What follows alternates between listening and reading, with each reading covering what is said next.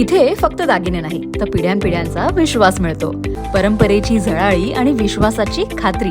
Kailas अडगावकर jewellers, Datta मंदिर bus stop, Nashik road. MHADA भूखंड घोटाळ्यातील आरोपी सरकारी अधिकारी कल्पेश पाटील, बिपिन काजे यांना कोर्टात करण्यात आलं हजर. म्हाडा भूखंड घोटाळा प्रकरणातील फिर्यादीस आरोपी निघाल्याने खळबळ.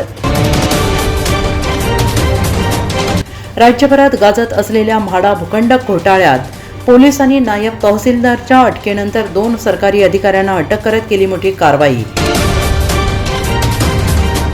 आज कोर्टात हजर केल्यानंतर कोर्टाकडून दोन्ही बाजूने युक्तिवाद ऐकून घेत 11 मे पर्यंत देण्यात आली पोलीस कोठडी.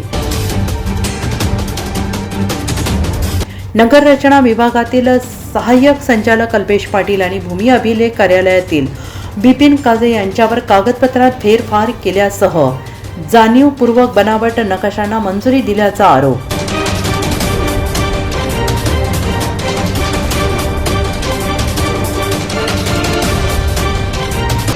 न्यूजसाठी रोहन दनी, नाशिक.